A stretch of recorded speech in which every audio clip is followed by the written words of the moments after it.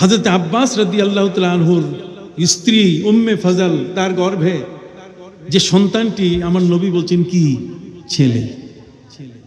ভাইরা আমার, তখন পৃথিবীতে আল্ট্রাসোনোগ্রাম নাই, কতক্ষণ না, এই যে আল্ট্রাসাউন্ড, আল্ট্রাসোনোগ্রাম, এগুলো কিছু ছিল না।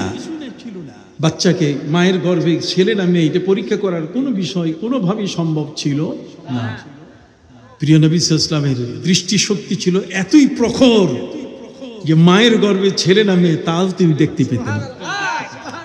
কথা বলেন, এই চোখের সাথে যার চোখ দেখা হয়েছে, এই চোখে চোখে যাদের মহব্বত তৈরি হয়েছে, সেই চোখগুলো এমন এক চোখ যেই চোখ অর্জন করেছিলেন হযরত ওমর ফারুক রাদিয়াল্লাহু তাআলা আনহু, যিনি মদিনার জমিনে জুমার দিনে খুতবায় দাঁড়িয়ে তিনি আকস্মিক ভাগে আগের পরের কোনো বক্তব্যের মিল নাই, তিনি বলে উঠলেন, ইয়া সারিয়াতু আল জাবাল আল জাবাল, রে সেনাপ্রধান তুমি পাহাড়ের পথ ধরো, পাহাড়ের পথ ধরো।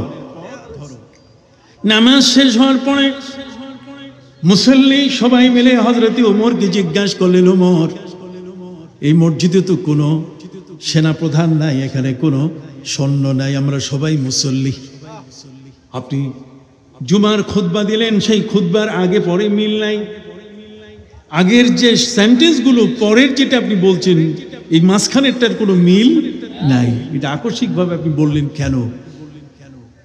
তখন তিনি বললেন, আমি যখন খুতবা দিচ্ছিলাম তখন আমার দৃষ্টি এখান থেকে 900 কিলোমিটার দূরে ইরানের বাল্খ এলাকায় মুসলমানের সৈন্যরা সেখানে বিপদে পড়েছে, আমি এখান থেকে সেনাপ্রধানকে, যিনি পরিচালক, আমি তাকে এখান থেকে কমান্ড দিলাম, তাকে আমি বলে দিলাম, সতর্ক করলাম যে তুমি পাহাড়ের পথ ধরো। তাহলে কোথায় মদিনা, কোথায় মদিনার মসজিদ, মসজিদে নববী, কোথায় উমরে ফারুক রাদিয়াল্লাহু তাআলা আনহুর মিম্বার, আর কোথায় নাহাবান? আর নাহাবান এলাকা এটা হচ্ছে ইরানের বাল্খ এর কাছে পার্শ্ববর্তী এরিয়া, আমি সেখানে গেছি। সম্মানিত সুধী, হযরত উমর ফারুক রাদিয়াল্লাহু তাআলা তিনি বললেন, শোনো, আমি যাকে এই কথাটি বলেছিলাম এই সপ্তাহের মধ্যে তারা ফিরে আসবে, তোমরা জিজ্ঞাসা করিও। সৈন্যরা যখন ফিরে আসে তাদেরকে জিজ্ঞাসা করা হলো, গত শুক্রবার এই সময়ে কি তোমাদের কোনো বিপদ হয়েছিল? তারা বলেন, হ্যাঁ, আমরা শত্রু কবলিত হয়েছিলাম, শত্রুদের হাতে পড়েছিলাম, বাঁচার কোনো পথ নাই। তখন হযরত উমরের কণ্ঠের আওয়াজ আমাদের কানে ভেসে আসলো, আমাদেরকে বলা হচ্ছে যে পাহাড়ের পথ ধরো, আমরা পাহাড়ের পথ ধরেই সেদিন রক্ষা পেয়েছিলাম। সুবহানাল্লাহ বলেন। তাহলে ওই চোখ, যেই চোখের সাথে যদি উম্মতের ইমানের চোখ যদি এক হয়ে যায়, তাহলে সাথে সাথে সেই চোখের পাওয়ার বেড়ে যায়। তখন আর বিজ্ঞানীদের খাতা কলমে 20 কিলোমিটার পর্যন্ত দেখা যায়, অথবা 8 মাইল পর্যন্ত মানুষ সাধারণ চোখে দেখে, এটা আর থাকে না। বিজ্ঞানীদের মহাবিজ্ঞান হলো আল কোরআন, মহাবিজ্ঞানী হলেন আমাদের প্রিয় নবী মুহাম্মদুর রাসূলুল্লাহ সাল্লাল্লাহু আলাইহি ওয়াসাল্লাম। অতএব সম্মানিত সুধী, আব্দুল্লাহ, তার পিতা আব্দুল্লাহ ইবনে উবাইয়ের কাছে পানি নিয়ে আসলো। বাবা জিজ্ঞাসা করলেন, এই পানিটা কোত্থেকে নিয়ে আসছো, কি জন্য? কয়, বাবা, এই পানিটা হচ্ছে নবীজি সাল্লাল্লাহু আলাইহি সাল্লামের পান করা পানি, কিছু অংশ তিনি আমাকে দিয়েছেন। কেন? তুমি যদি খাও বাবা, তাহলে তোমার মধ্যে যে মুনাফিকি স্বভাবটা আছে, তোমার মধ্যে যে ইসলাম সম্পর্কে তুমি যে শত্রুতা পোষণ করছো, তুমি যে নামাজে ডিস্টার্ব করো, বাবা, এই স্বভাবটা আর থাকবে না, তুমি ভালো হয়ে যাবা।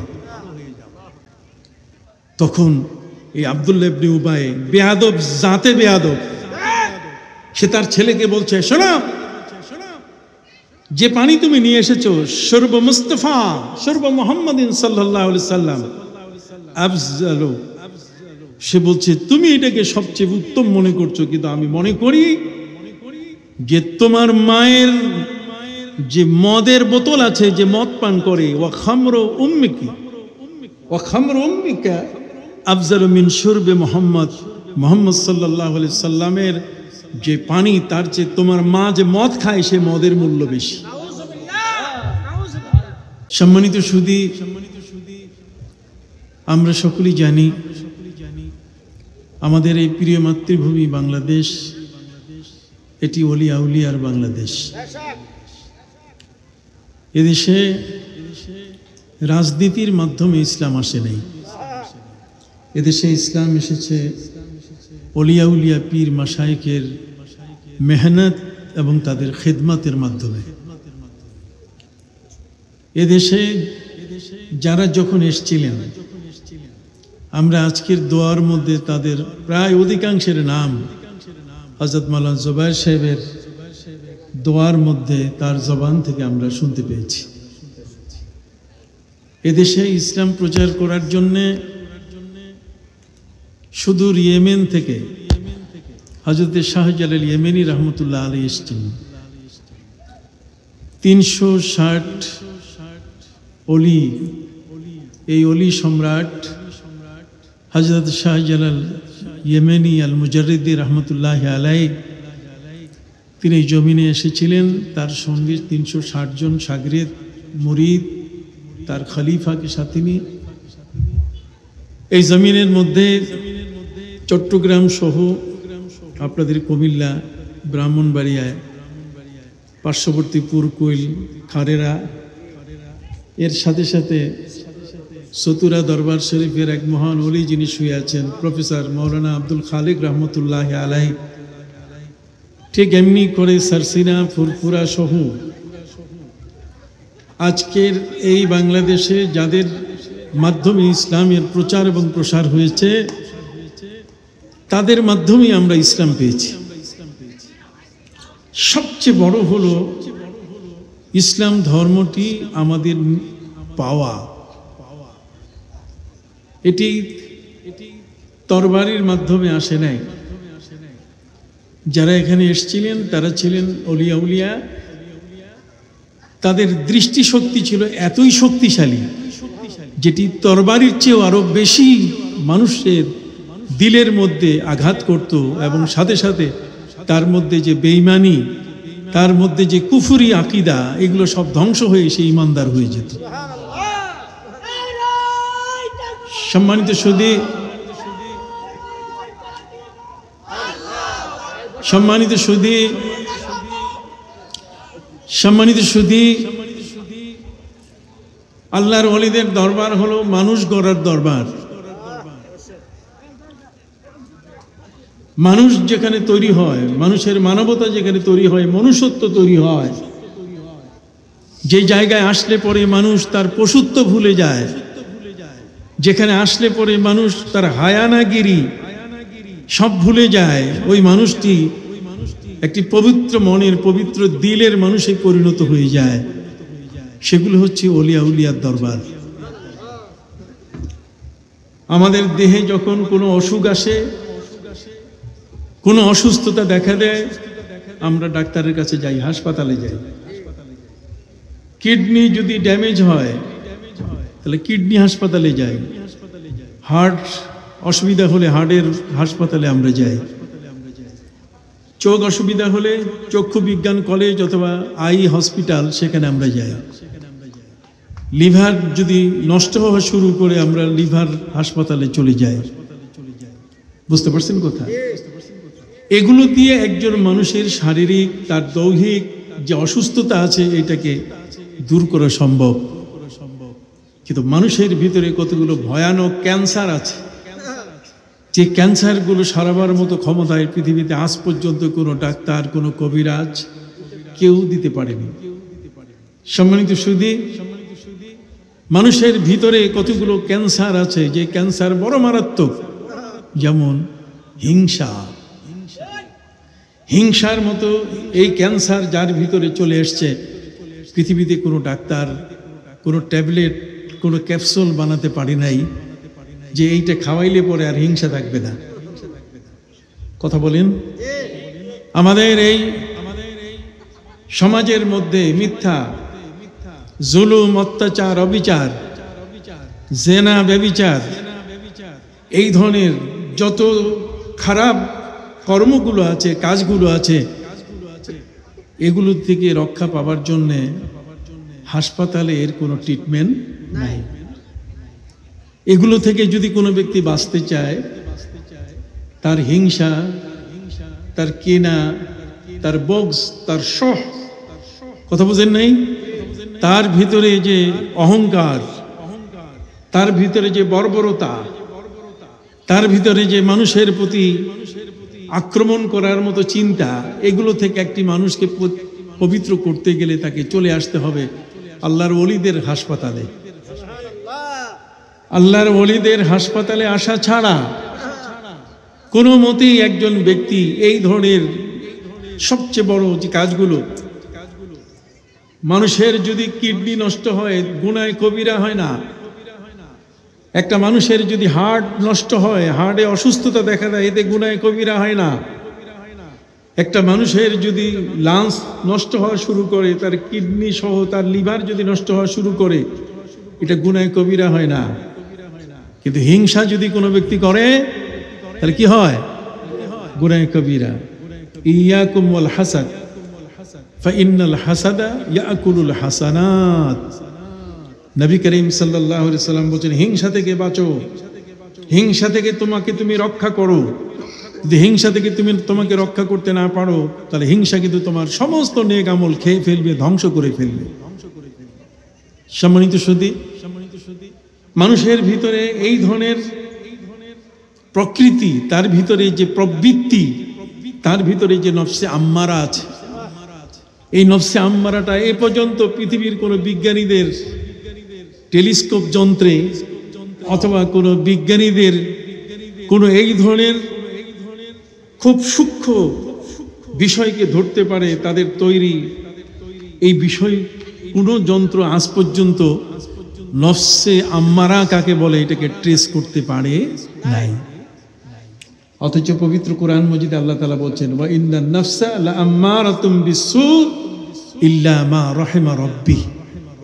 মানুষের ভিতরে এমন একটা প্রবৃত্তি আছে, এমন একটা আত্মা তার ভিতরে আছে, এমন একটা নফস তার ভিতরে আছে, যেই নফসা যদি আল্লাহ রক্ষা না করেন তাহলে এর হাত থেকে বাঁচার কোনো উপায় নাই। কথা বুঝতে পারছেন? এই নফস হলো মারাত্মক ভয়ানক একটি নফস, যেটাকে নফসে আম্মারা বলা হয়েছে। এটা শয়তানি নফস, শয়তান এর উপরে ভর করে থাকে, শয়তান এটাকে আয়ত্তে নিয়ে যায়। নফসটা যদি শয়তানের কবলে চলে যায়, তার আয়ত্তে চলে যায়, তখন এমন একটা সন্ত্রাসীর হাতে নফস চলে যায়, কতক্ষণ না, এমন একটি দুষ্ট দুরাচার শয়তানের হাতে এই নফস চলে যায়, তখন আর নিজে কিছু করার সুযোগ থাকে না। এই জন্য এই রোগীগুলোকে আল্লাহর ওলিদের দরবারে নিয়ে আসতে হয়। এই ধরনের মানুষগুলো আল্লাহর দরবারে, যে মানুষগুলো না আসা পর্যন্ত, নবীর দরবারে না আসা পর্যন্ত, ওলিয়া উলিয়ার দরবারে না আসা পর্যন্ত, তাদের এর থেকে পরিত্রাণ পাওয়ার, সুস্থ হওয়ার কোনো সুযোগ নাই। এই জন্যই পবিত্র কোরআন মজিদে আল্লাহ তাআলা আমাদেরকে বলেছেন, আতিউল্লাহ ওয়া আতিউর রাসূলা ওয়া উলিল আমরি মিনকুম। তোমরা আল্লাহর আনুগত্য করো। আল্লাহ যে বিষয়গুলোতে তোমার জন্য হালাল নির্দেশ দিয়েছেন, হালালগুলোকে হালাল হিসাবে গ্রহণ করো, হারামটাকে হারাম হিসাবে বর্জন করো। হালাল এবং হারামের লাভ এবং ক্ষতি এত বড় মারাত্মক যে আমাদের জন্য যার গোশত খাওয়া, যাকে আল্লাহ পাক রব্বুল আলামিন আমাদের মেনু দেন নাই, খাবারের কোনো মেনু হিসাবে নির্ধারণ করেন নাই, সেই শূকরের গোশত যদি কোনো ব্যক্তি খায়, তাহলে ওর গোটা দেহটা শূকরের মতো হয়ে যায়, সে হিংস্র হয়ে যায়। বাঘের গোশত আমাদের জন্য বৈধ নয়, কাকড়া আমাদের জন্য বৈধ নয়, কারণ কাকড়া হচ্ছে মুনাফিক। কাকড়া যদি খায় তাহলে কাকড়া দুই দিকে চলে, ডাইনও যায় বাঁও যায়। তো ডাইন বা যেটা দুই দিকে যায়, এটা খাইলেই ওই মানুষটা ঠিক এরকম ভাবে হয়ে যাবে, লা ইলাহা ইল্লা ওয়া লা ইলাহা ইল্লা মুযাবযাবিনা বাইনা যালিক। সে না এদিকে না ওদিকে, তাকে চেনা বড় মুশকিল। সম্মানিত সুধী বন্ধুরা আমার, মানুষের মাথা থেকে নিয়ে তার পা পর্যন্ত অসংখ্য গণিত গুনাহ করার সুযোগ আছে। কথা বলেন। তার চিন্তাধারা, তার মগজ যদি পাপের কাজে ব্যবহার করে, এই পৃথিবীর বর্তমান বিজ্ঞানীরা মগজটাকে ব্যবহার করছে কিভাবে মানুষের মধ্যে যুদ্ধ লাগাই দেওয়া যায়, মানুষের ভিতরে কিভাবে আক্রমণ করে তাদেরকে ধ্বংস করে তাদের সম্পদ লুটপাট করা যায়। এই ধরনের কালা জাহাঙ্গীর শুধু বাংলাদেশে আছে তা নয়, বরং কালা জাহাঙ্গীর সারা পৃথিবীর সব জায়গায় কি আছে। সুব্রত বাইন শুধু বাংলাদেশে নয়, সুব্রত বাইন সারা পৃথিবীর সর্বত্র ছড়িয়ে আছে, কি আছে কিনা। অতএব সারা পৃথিবীর মাটিতে আজকের এই যে অশান্তি, এর পিছনে একমাত্র কারণ যে মানুষের নফসটাকে শাসন করার ব্যক্তিরা বহু দূরে সরে আছেন। মানুষকে শাসন করতে পারে, মানুষকে শাসন করার জন্য, তার নফসটাকে ঠিক করার জন্য যেই হাসপাতাল দরকার সেগুলো এখন পৃথিবীতে কমে গেছে। বর্তমান সময়কালে আমাদের এই দেশে কিছু মানুষ নতুন করে ইসলাম প্রচার করতে গিয়ে তারা আমাদেরকে আহ্বান করছে তাদের কাছে যাওয়ার জন্য, কিন্তু আমরা দেখতে পাচ্ছি সেখানে গিয়ে আল্লাহর ওয়াহদানিয়াত, আল্লাহর একত্ববাদ রক্ষা সেখানে হয় না। আল্লাহর একত্ববাদ সেখানে ধ্বংস হয়ে যাচ্ছে। কথা বুঝতে পারছেন? এই জন্য বন্ধুরা আমার, এই উপমহাদেশের মধ্যে যারা ইসলাম নিয়ে এসছেন, সেই ইসলাম যারা নিয়ে আসছেন তাদের দ্বারাই আমরা ইসলাম শিখেছি। কোনো রাজনীতির মানুষ এসে আমাদেরকে বলে নাই যে তুমি কলেমা পড়ো। রাজনৈতিকভাবে ইসলাম বাংলাদেশে প্রবেশ করে নাই। শাহজালাল ইয়েমেনি রহমতুল্লাহ আলাই সুদূর ইয়েমেন থেকে বাংলার জমিনে তিনি এসছেন। হযরতে শরফুদ্দিন চিশতি রহমতুল্লাহ আলাই যিনি শুয়ে আছেন হাইকোর্টে, শাহ আলী বাগদাদি রহমতুল্লাহ আলাই শুয়ে আছেন মিরপুরে। কথা বলেন। হযরতে গোলাপ শাহ রহমতুল্লাহ আলাই শুয়ে আছেন সেই গুলিস্তানে, আছেন কিনা? ঠিক অনুরূপভাবে আপনাদের এই ব্রাহ্মণবাড়িয়া সহ এই বাংলাদেশের ভিতরে সারসিনা সহ আরো যত হক্কানি দরবার আছে, এই প্রতিটি দরবারের যে সমস্ত আল্লাহর ওলিরা শুয়ে আছেন তারা এক একটা গ্রামীণ টাওয়ারের মতো, এক একজন গ্রামীণ কি টাওয়ারের মতো। এই সমস্ত আল্লাহর ওলিরা থাকার কারণে আমরা যেভাবে পাপ করি, অন্যায় করি, গজব পড়ার কথা। সম্মানিত শুধু আপনাদের পাশে শুয়ে আছেন সতুরা দরবার শরীফে হযরতে প্রফেসর মাওলানা আব্দুল খালেক রহমতুল্লাহ আলাই।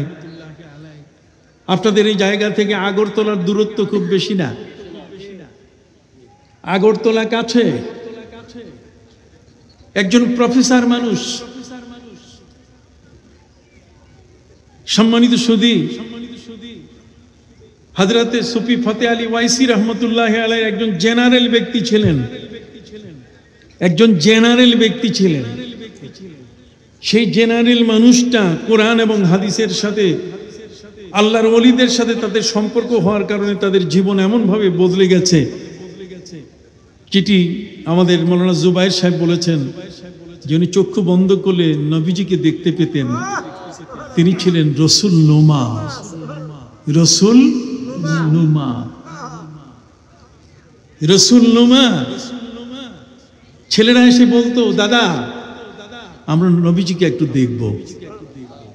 কি চমৎকার! বাংলাদেশের জমিন থেকে মদিনা মুনাওয়ারায় নবীজি সাল্লাল্লাহু আলাইহি সাল্লামকে রওজা মুবারকে দেখা যাবে, এখান থেকে দেখা যাবে।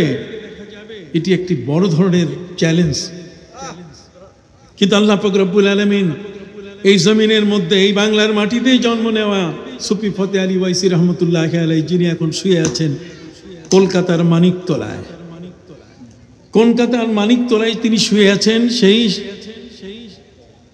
সুফি ফতে আলী ওয়াইসি রহমতুল্লাহ আলাই তিনি তার পরিচয় পৃথিবীর মানুষকে তার ভাষায় তিনি বলে দিয়েছেন।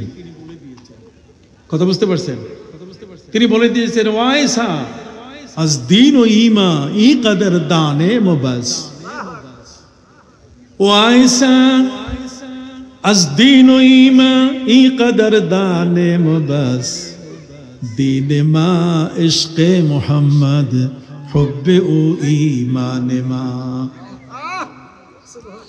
তিনি বলেন, রে ফতে আলী, তার নাম ছিল ফতে আলী।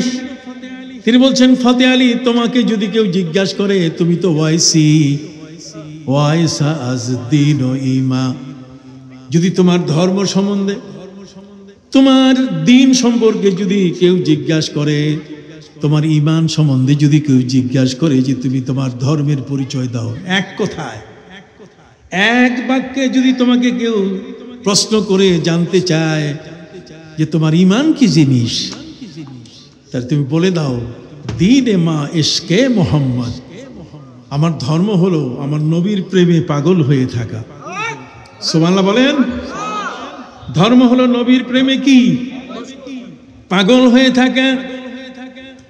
নবীজির প্রেমে যতক্ষণ পর্যন্ত পাগল হওয়া যাবে না, ততক্ষণ পর্যন্ত সেই ব্যক্তি আল্লাহর ওলি হওয়া যাবে না, ওলি হওয়াও কঠিন হয়ে যাবে। আল্লাহর ওলিরা প্রত্যেকেই নবীজির পাগল। সুবহানাল্লাহ বলেন। প্রত্যেকেই নবীজির কি পাগল। উনি বলছেন, দ্বীনে মা ইশকে মুহাম্মদ সাল্লাল্লাহু আলাইহি ওয়াসাল্লাম, আমার দ্বীন, আমার ধর্মের নাম হলো নবীর মহব্বত। নবীর মহব্বত ছাড়া আমার আর অন্য কোনো ধর্ম নাই। ধর্ম একটাই, সেটা হলো নবীর মহব্বতে পাগল হয়ে থাকা।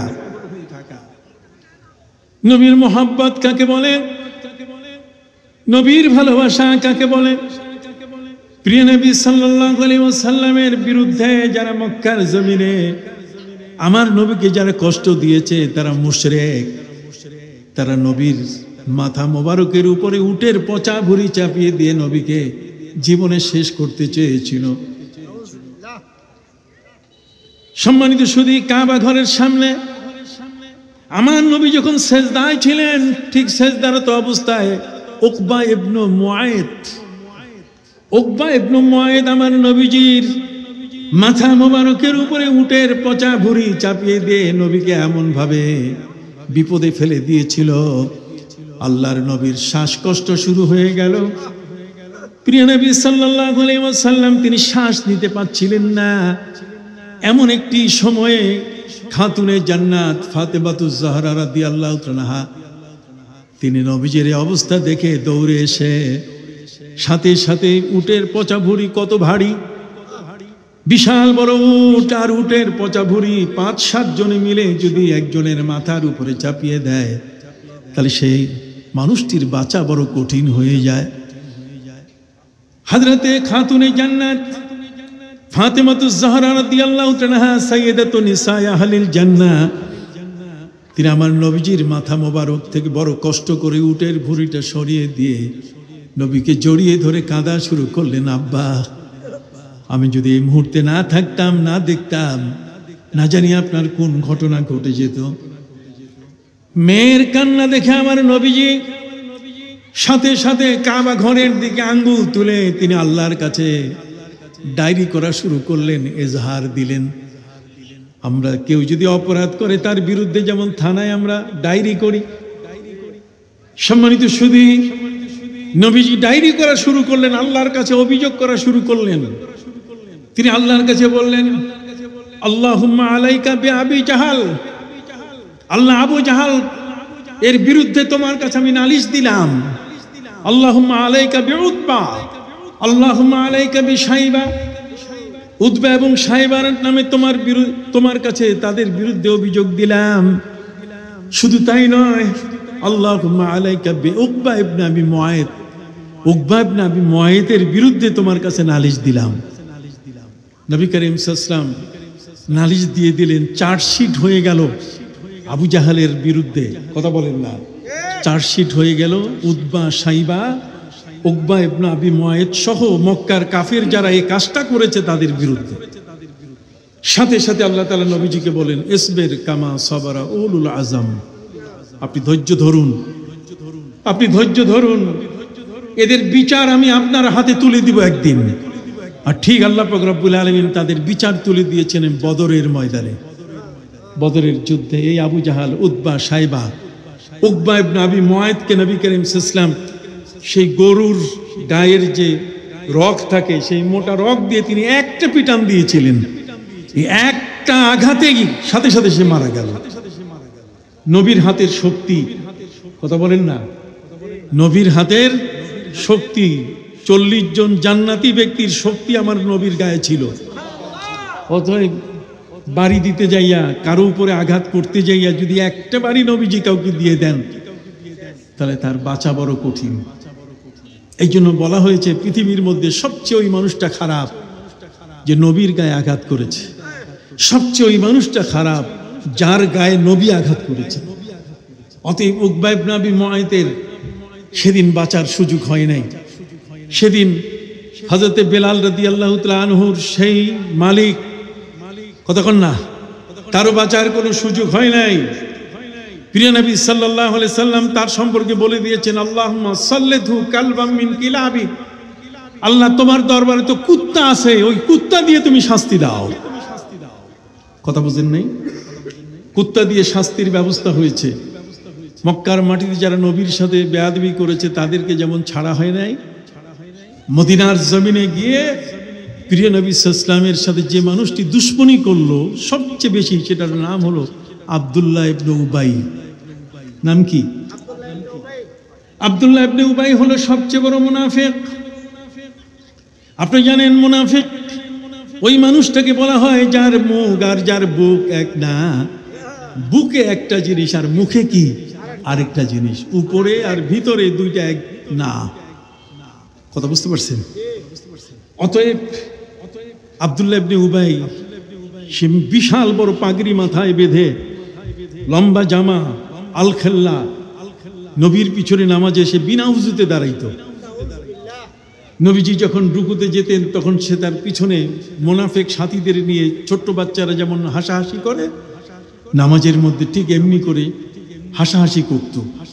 নবী করিম সাল্লাল্লাহু আলাইহি ওয়াসাল্লাম একবার আসরের নামাজ শেষ করে তিনি মিম্বার শরীফে বসে তিনি বললেন, শোনো, ওয়াল্লাহি ইন্নী লা আরাকুম মিন যাহরি কামা আরাকুম আমামি, আমি তোমাদেরকে পিছনে এমন ভাবে দেখি যেমন আমি সামনে দেখতে পাই।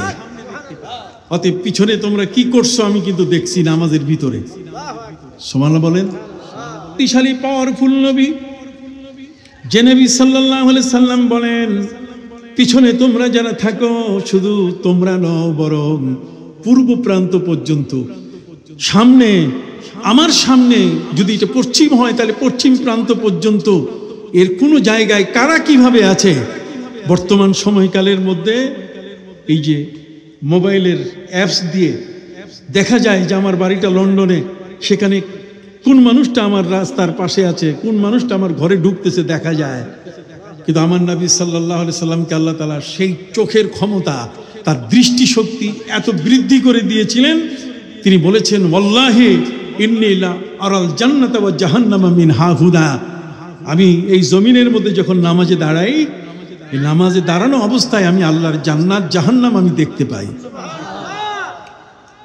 সেই নবী সাল্লাল্লাহু আলাইহি ওয়াসাল্লামকে যারা কষ্ট দিয়েছে, তার সাথে যারা বেয়াদবি করেছে, তাদের মধ্যে একদল মানুষ যার নাম হলো মুনাফিক। নাম কি? মুনাফিক।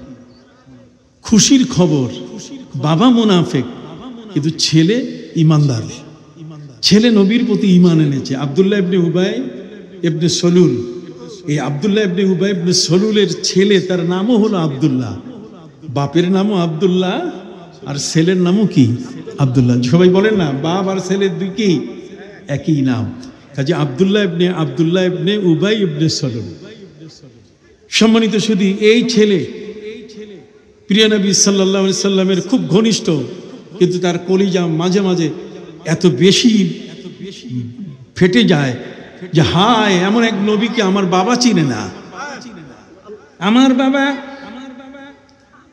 বাবা আব্দুল্লাহ ইবনে উবাই ইবনে সলুল, সে আমার নবীকে চিনে না।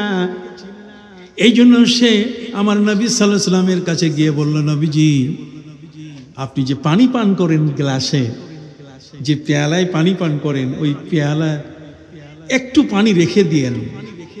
নবীজি বলেন সাল্লাল্লাহু আলাইহি সাল্লাম বলেন যে কেন, অল্প একটু পানি রেখে দিব কেন? কইটা আমার বাবাকে খাওয়াবো আমি, আপনার এই পানিটা খেলে আমার বাপের মধ্যে সন্দেহ দূর হয়ে যাবে, মুনাফিকি করবে না। সুবহানাল্লাহ। ভাইরা আমার, পানি পান করা পানি কাউকে খাওয়ালে সেই পানির দ্বারা মানুষের মুনাফিকি দূর হয়। ওই পানি যদি কাউকে পান করানো হয় তাহলে ওই ব্যক্তির অন্তরের মধ্যে যত ধরনের কালিমা আছে, হিংসা আছে, বিদ্বেষ আছে, সব কি হয়ে যায়? দূর হয়ে যায়। আব্দুল্লাহ নবীজির কাছে আবেদন করলেন, বাপের সম্পর্কে, পরিবার সম্পর্কে তার জানা, যে নবী করিম সাল্লাল্লাহু আলাইহি ওয়াসাল্লামকে সবচেয়ে বড় যে মানুষটা কষ্ট দিচ্ছে সেটা হলো আমার বাবা।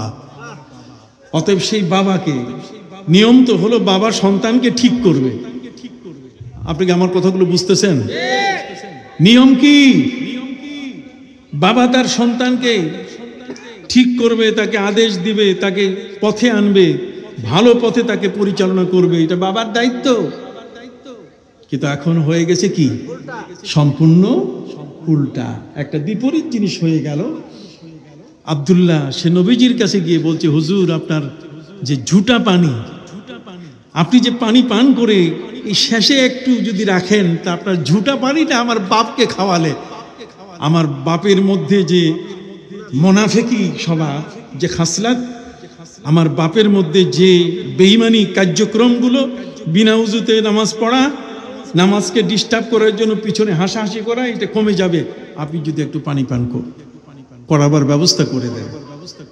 প্রিয় নবী সাল্লাল্লাহু আলাইহি সাল্লাম আব্দুল্লাহ ইবনে উবাইয়ের ছেলে আব্দুল্লাহকে বললেন, ঠিক আছে, এই নাও পানির পেয়ালা, আমি এখান থেকে পানি পান করেছি, এর থেকে একটু অংশ রেখে দিয়েছি, তুমি তোমার বাবাকে খাওয়াও। তো বাবাকে খাওয়াইতে গিয়ে বাপের কাছে নিয়ে গেছে। বাবা জিজ্ঞেস করছে যে এই পানিটা কিসের পানি? কথা বলেন। আমরা সাধারণত জমজম পানি যদি নিয়ে আসি মানুষকে দিলে এটা বরকতের পানি, ঠিক কি না? খোদার কসম, আমার নবীজির জবান যে পানিকে স্পর্শ করেছে সেটা জমজমের চেয়ে আরো মূল্যবান। কথা বুঝতে পারছেন?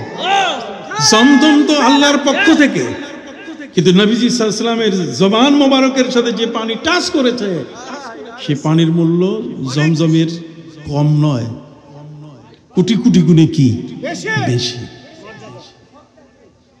আব্দুল্লাহ, তার বাবা আব্দুল্লাহ, বাপের নামও আব্দুল্লাহ, ছেলের নামও কি? আপনি জোরে একটু কথা বলেন, ছেলের নামও কি? পানি নিয়ে আসছে কিসের জন্য?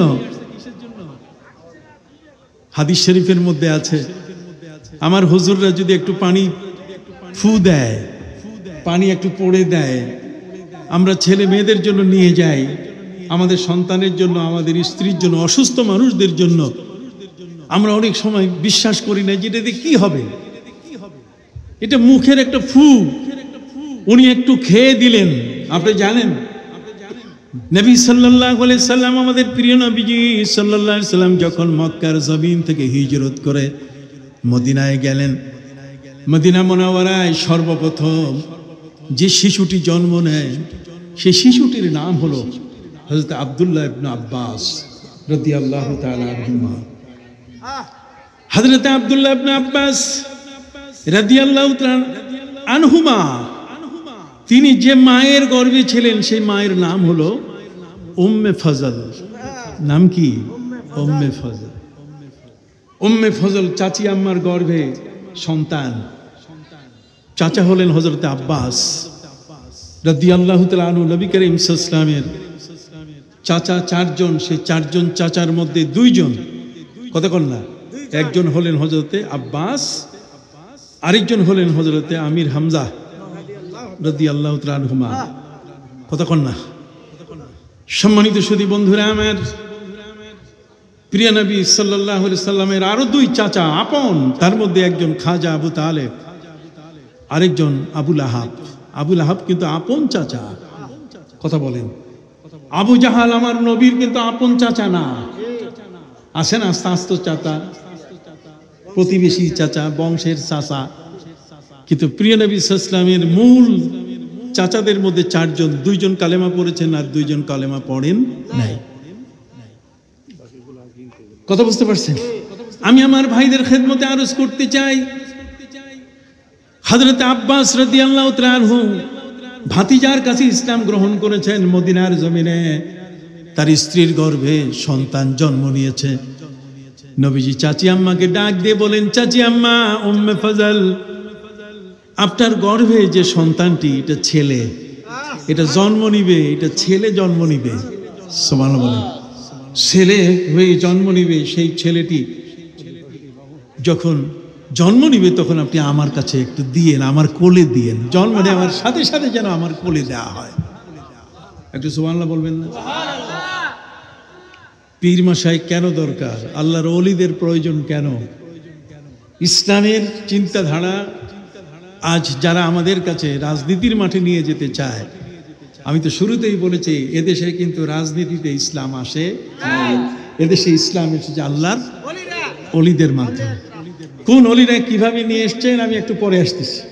তবে আপনাদেরকে আমি বলতে চাই, হযরত আব্বাস রাদিয়াল্লাহু তাআলা আনহুর স্ত্রী উম্মে ফজল, তার গর্ভে যে সন্তানটি, আমার নবী বলছেন কি? ছেলে। ভাইরা আমার, তখন পৃথিবীতে আল্ট্রাসোনোগ্রাম নাই, কতক্ষণ না, এই যে আল্ট্রাসাউন্ড, আল্ট্রাসোনোগ্রাম, এগুলো কিছু ছিল না। বাচ্চাকে মায়ের গর্ভে ছেলে না মেয়ে এটা পরীক্ষা করার কোনো বিষয় কোনোভাবেই সম্ভব ছিল না। প্রিয় নবী সাল্লাল্লাহু আলাইহি ওয়াসাল্লামের দৃষ্টিশক্তি ছিল এতই প্রখর যে মায়ের গর্ভে ছেলে না মেয়ে তাও তিনি দেখতে পেতেন। কথা বলেন, এই চোখের সাথে যার চোখ দেখা হয়েছে, এই চোখে চোখে যাদের মহব্বত তৈরি হয়েছে, সেই চোখগুলো এমন এক চোখ, যেই চোখ অর্জন করেছিলেন হযরত ওমর ফারুক রাদিয়াল্লাহু তাআলা আনহু, যিনি মদিনার জমিনে জুমার দিনে খুতবায় দাঁড়িয়ে তিনি আকস্মিক ভাগে, আগের পরের কোনো বক্তব্যের মিল নাই, তিনি বলে উঠলেন, ইয়া সারিয়াত আল জাবাল আল জাবাল, রে সেনাপ্রধান, তুমি পাহাড়ের পথ ধরো, পাহাড়ের পথ ধরো। নামাজ শেষ হওয়ার পরে মুসল্লি সবাই মিলে হযরত ওমরকে জিজ্ঞাসা করলেন, ওমর, এই মসজিদে তো কোনো সেনাপ্রধান নাই, এখানে কোনো সৈন্য নাই, আমরা সবাই মুসল্লি, আপনি জুমার খুতবা দিলেন, সেই খুতবার আগে পরে মিল নাই, আগের যে সেন্টেন্সগুলো পরের যেটা আপনি বলছেন এই মাঝখানেরটার কোনো মিল নাই, এটা আকস্মিকভাবে আপনি বললেন কেন? তখন তিনি বললেন, আমি যখন খুতবা দিচ্ছিলাম তখন আমার দৃষ্টি এখান থেকে 900 কিলোমিটার দূরে ইরানের বাল্খ এলাকায় মুসলমানের সৈন্যরা সেখানে বিপদে পড়েছে। আমি এখান থেকে সেনাপ্রধানকে, যিনি পরিচালক, আমি তাকে এখান থেকে কমান্ড দিলাম, তাকে আমি বলে দিলাম, সতর্ক করলাম যে তুমি পাহাড়ের পথ ধরো। তাহলে কোথায় মদিনা, কোথায় মদিনার মসজিদ, মসজিদে নববী, কোথায় উমরে ফারুক রাদিয়াল্লাহু তাআলা আনহুর মিম্বার, আর কোথায় নাহাবান? আর নাহাবান এলাকা, এটা হচ্ছে ইরানের বাল্খ এর কাছে পার্শ্ববর্তী এরিয়া, আমি সেখানে গেছি। সম্মানিত সুধী, হযরত উমরে ফারুক রাদিয়াল্লাহু তাআলা তিনি বললেন, শোনো, আমি যাকে এই কথাটি বলেছিলাম এই সপ্তাহের মধ্যে তারা ফিরে আসবে, তোমরা জিজ্ঞাসা করিও। সৈন্যরা যখন ফিরে আসে তাদেরকে জিজ্ঞাসা করা হলো, গত শুক্রবার এই সময়ে কি তোমাদের কোনো বিপদ হয়েছিল? তারা বলেন, হ্যাঁ, আমরা শত্রু কবলিত হয়েছিলাম, শত্রুদের হাতে পড়েছিলাম, বাঁচার কোনো পথ নাই। তখন হযরত উমরের কণ্ঠের আওয়াজ আমাদের কানে ভেসে আসলো, আমাদেরকে বলা হচ্ছে যে পাহাড়ের পথ ধরো। আমরা পাহাড়ের পথ ধরেই সেদিন রক্ষা পেয়েছিলাম। সুবহানাল্লাহ বলেন। তাহলে ওই চোখ, যেই চোখের সাথে যদি উম্মতের ঈমানের চোখ যদি এক হয়ে যায়, তাহলে সাথে সাথে সেই চোখের পাওয়ার বেড়ে যায়। তখন আর বিজ্ঞানীদের খাতা কলমে 20 কিলোমিটার পর্যন্ত দেখা যায়, অথবা 8 মাইল পর্যন্ত মানুষ সাধারণ চোখে দেখে, এটা আর থাকে না।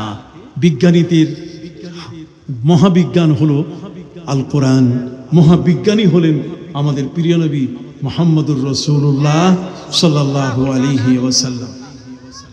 অতএব সম্মানিত সুধী, আব্দুল্লাহ, তার পিতা আব্দুল্লাহ ইবনে উবাইয়ের কাছে পানি নিয়ে আসলো।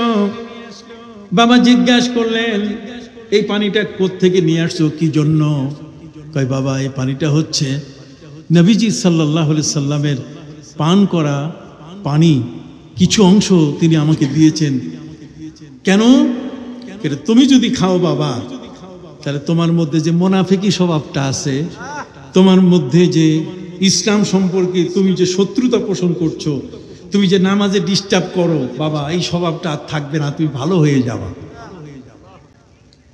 তখন এই আব্দুল্লাহ ইবনে উবাই বেয়াদব, জাতে বেয়াদব, সে তার ছেলেকে বলছে, শোনো, যে পানি তুমি নিয়ে এসেছো শরব মুস্তাফা শরব মুহাম্মাদিন সাল্লাল্লাহু আলাইহি সাল্লাম আফজালু, সে বলছে তুমি এটাকে সবচেয়ে উত্তম মনে করছো, কিন্তু আমি মনে করি যে তোমার মায়ের যে মদের বোতল আছে, যে মদ পান করে, ওয়া খামরু উম্মিকি ওয়া খামরু উম্মিকা আফজালু মিন শুরবে মুহাম্মদ সাল্লাল্লাহু আলাইহি সাল্লামের যে পানি, তার চেয়ে তোমার মা যে মদ খায় সে মদের মূল্য বেশি।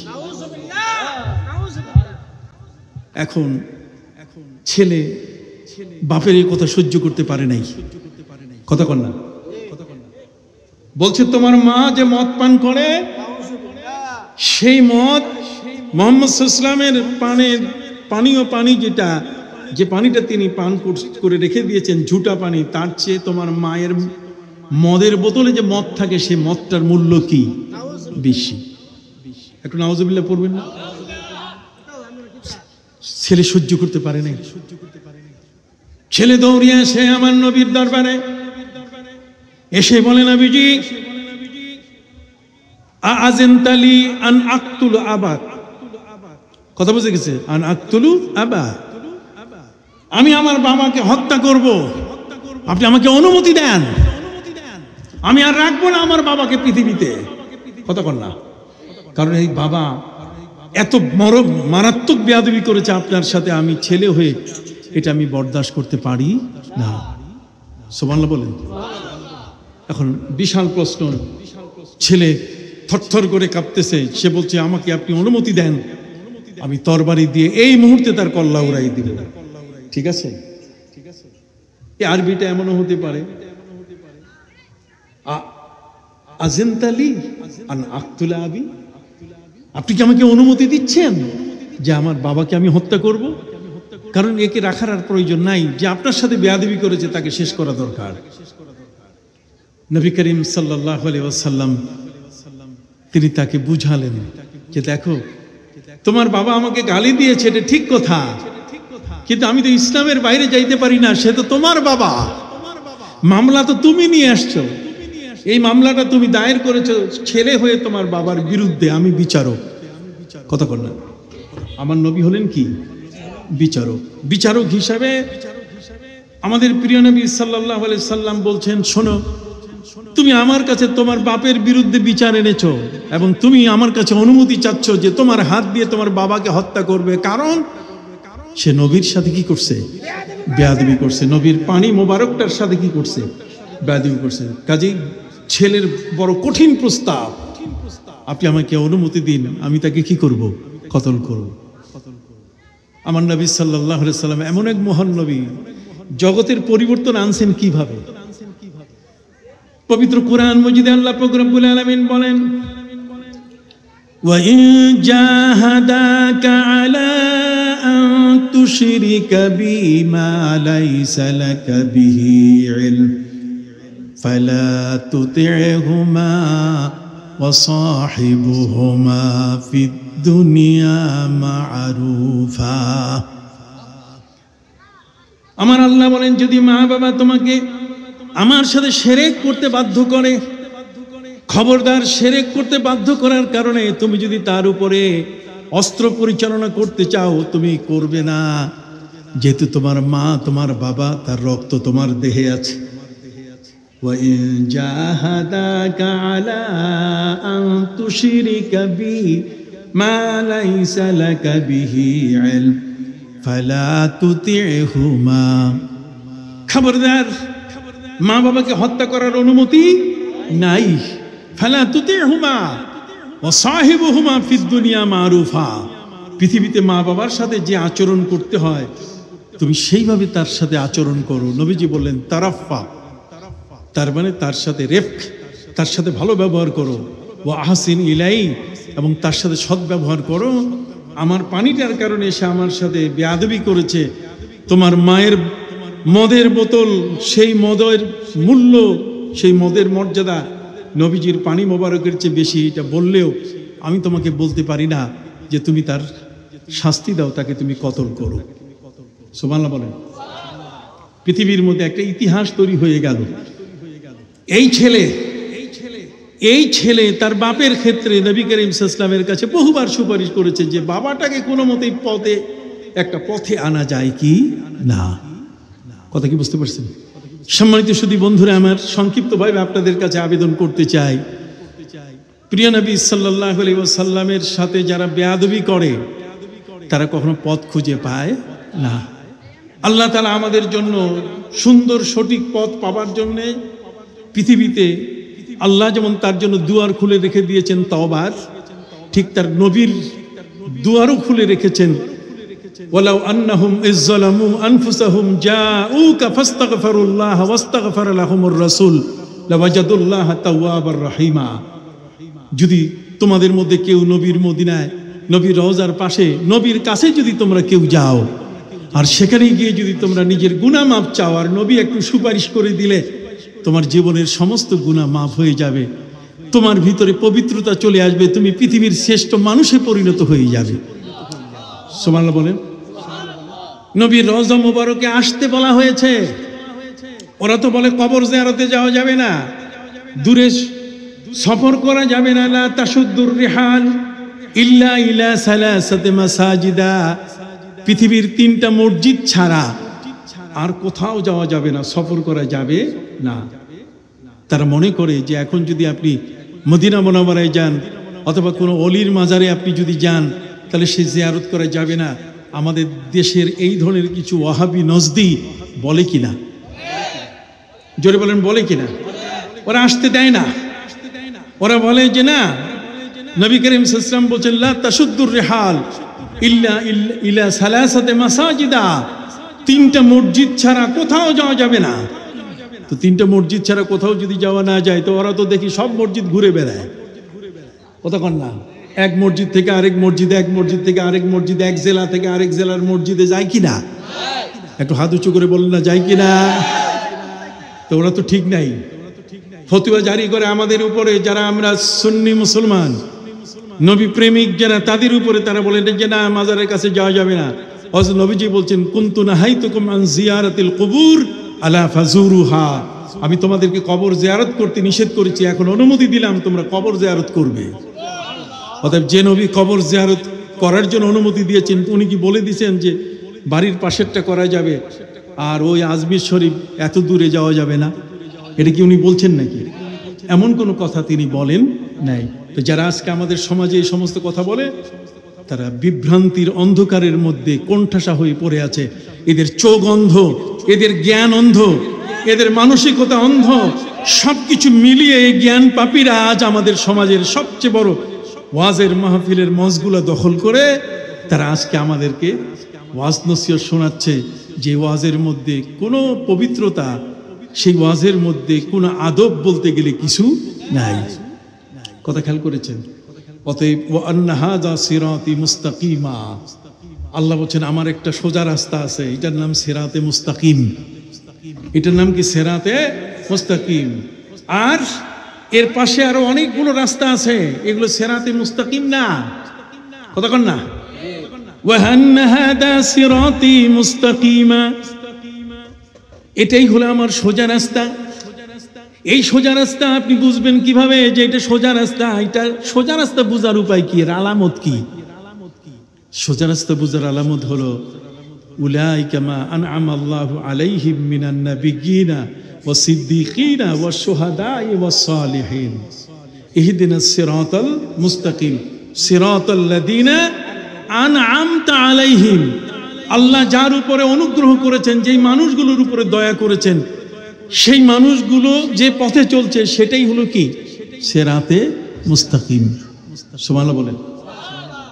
আসুন সিরাতে মুস্তাকিমের পথ, আমি যাদের নাম এখানে উচ্চারণ করলাম, রিয়াসতে রামপুর, কতক্ষণ না, যে সমস্ত মহান ওলি যাদের এজাজতে আজকের এখানে মাহফিল, এই মানুষগুলো আপনারা যারা এসছেন, বাংলার জমিন, এই জমিন হলো হিন্দুদের অধ্যুষিত জমিন। এই জমিনে মুসলমান ছিল না। এক সময়কালে এখানে মুসলমান পাওয়া বড় কঠিন ছিল।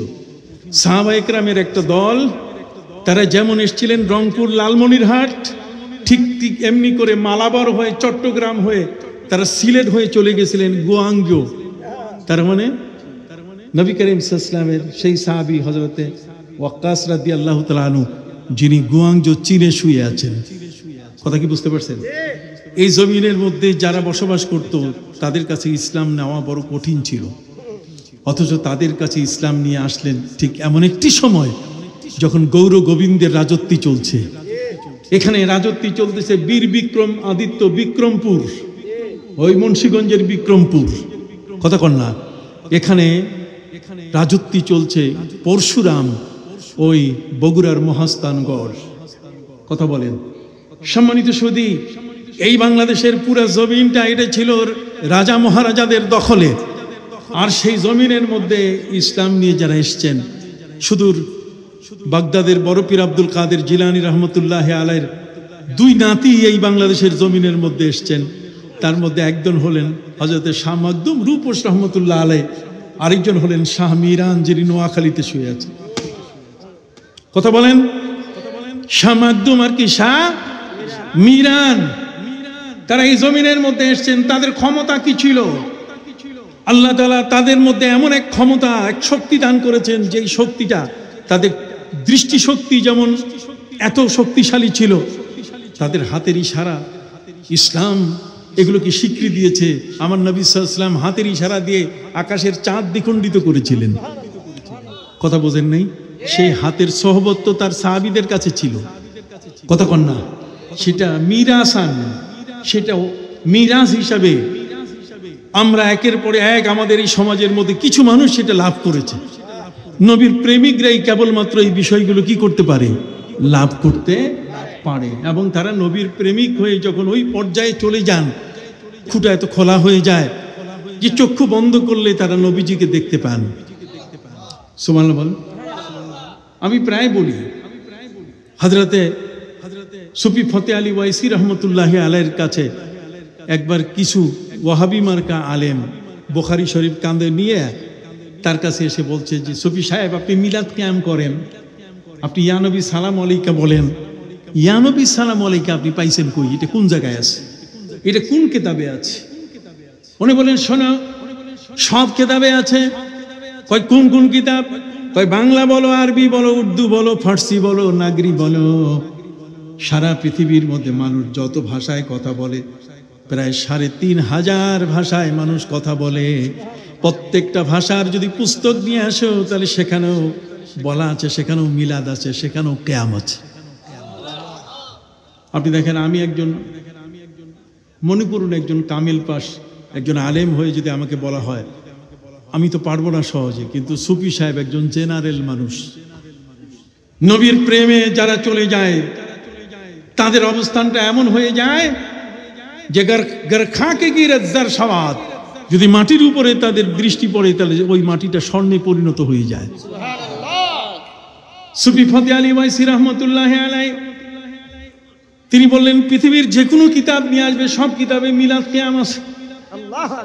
উনি বলছেন, হুজুর অত দূর যাওয়া প্রয়োজন নাই, আমাদের কাঁধে আমরা বুখারী শরীফ নিয়ে এসেছি, আপনি বুখারীর মধ্যে দেখান পারেন কিনা, এটা কোনখানে আছে, কোন পৃষ্ঠাে আছে বলেন। উনি বলেন, যেই পৃষ্ঠাই খুলবে সেখানেই মিলাদ আছে, কিয়াম আছে, নবীর প্রতি দরুদ ও সালাম আছে। ওরা বলছে, তাহলে কোন পৃষ্ঠা খুলবো? তোমাদের ইচ্ছা খুলো। ওরা বুখারী শরীফ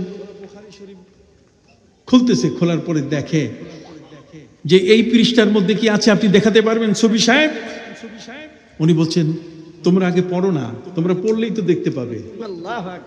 ওরা যখন পড়া শুরু করেছে, ওয়াবিহি ক্বালা হাদাসানা ফুলান ইবনে ফুলানিন, কত অমুকে অমুকে আমার কাছে হাদিস বর্ণনা করছেন, অমুক নবী করিম সাল্লাল্লাহু আলাইহি ওয়াসাল্লাম থেকে হাদিস নিয়ে এসেছেন, তিনি বলতেছেন হাদাসানা রাসূলুল্লাহ সাল্লাল্লাহু আলাইহি ওয়াসাল্লাম। কতক্ষণ না বাস সামিতু রাসূলুল্লাহ সাল্লাল্লাহু আলাইহি। যখন এটা বলা শুরু করেছে তখন এই ওদের সংখ্যা ছিল প্রায় ৩০ থেকে ৩৫ জন। এই ওয়াহাবি আলেম সবগুলো দাঁড়ায় গেছে, সবগুলো এখন ইয়া নবী সালাম আলাইকা শুরু করছে। সুফি ফতে আলী ওয়াইসি রহমতুল্লাহি আলাইহি তিনি তাকে বলছেন, তুমি তো ওয়াইসি, কিন্তু তোমাকে প্রশ্ন করে তোমার ধর্মের নাম কি, তোমার ইমানের নাম কি? তাহলে বলে দিও দ্বীনে মা ইশকে মোহাম্মদ, আমার ধর্ম হলো নবীর প্রেম আর আমার ইমান হলো নবীর মোহব্বত।